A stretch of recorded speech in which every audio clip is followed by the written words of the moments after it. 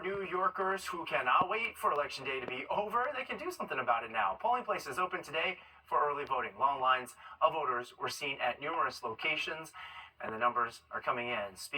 They speak for themselves. The New York City Board of Elections say Saturday was the biggest early voting turnout on day one ever. In total, over 140,000 people showed up to vote. Fox 5's Richard Jacobus finds people are eager to cast their ballot. With 10 days to go until Election Day, 74-year-old Joan Bonney was one of the first people in line to cast her vote in New York. It's worth it to me, and it's worth it to your daughter, your granddaughter, your family. It's the first day of early voting in the Empire State, and despite the line wrapping around the block, for Bonney, it was worth the wait. Most important that you've ever had in your lifetime? that if I ever have in my lifetime. Hundreds of patient voters waited in those 2-hour-long lines at Westchester's Board of Election headquarters in White Plains. The line so long on this Saturday that more than one person brought their chapter book. I have been dying to go cast my vote for months now. And frankly, I just want to do it and be done and say I did my duty. For 22-year-old Paul Sevchek, he came with a group of friends to encourage young voters to come early and cast their ballot. A lot of us, especially in our age, have realized that how important our vote is. Before we probably didn't, and it's been put out there that we should get out and vote. And so a lot of my friends and a lot of people in my colleges have been doing exactly that. Early voting is now underway, with millions already heading to the polls. According to the University of Florida's election lab, nearly 40 million ballots have already been cast across the country as of midday Saturday, and plenty of those states have already broken records. Here in New York, voters say they hope to make history, too. It shows voter enthusiasm to have record numbers on the first day. So I'm also a new New Yorker, so I'm excited to be voting in New York for the first time. It's your voice, so vote with your voice. Let your vote count, you know? Early voting runs through next Sunday, November 3rd, here in New York State. In Westchester County, there are 25 in-person polling sites that will be accepting ballots through that date. And if you think that this line is long, well, experts say they expect even longer lines on Election Day. So your best bet is to get out and vote early. We're in White Plains. Richard Jacobus, Fox 5 News.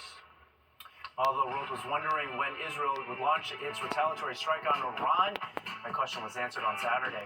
How this impacts expanding war in the Middle East. And Delta Airlines taking legal action over the massive tech outage earlier this year, what they now want from cybersecurity company CrowdStrike. Finally, the holiday season is creeping into our lives already. We're taking you out to Bryant Park, Winter Village, and to Woolman Rink in Central Park. Plus, Audrey Fuentes here with the forecast. You're watching the 10 o'clock news. Well, we're still trying to figure out if the weather means it's summer or fall. Signs of winter are already popping up around the city, at least commercially. The Winter Village at Bryant Park is now officially open. The free ice skating rink there also has made its long-awaited return. Holiday shoppers can also take advantage of more than 170 shops there. The entire year, I look forward to come here. You met so many people from everywhere, and New Yorkers are the best. And the Bryant Park shops are open until January 5th. The rink itself is open until March 2nd. And skating over to Central Park, Woolman Rink is also open. Skaters there can enjoy a celebration all weekend that includes free admission and free skating lessons. The opening festivities also feature live performances, face painting, and a costume contest. Audrey Puente joins us now with the forecast. And I don't know, don't fall on that ice. It still might melt. It's warm. Yeah, it is pretty warm outside.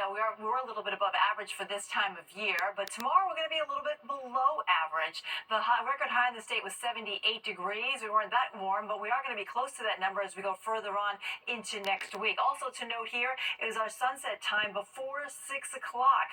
We're going to be in the 5 o'clock hour now for the next week or so, and then next weekend we drop our clocks back an hour, and then our sunsets will be in the 4 o'clock hour. Meanwhile, here in the U.S., Delta Airlines is suing CrowdStrike over a tech outage that led to thousands of canceled flights in July. You may remember it. The airline says the outage cost them more than $500 million in lost revenue and extra expenses. Delta is asking for compensation and punitive damages from the cybersecurity company.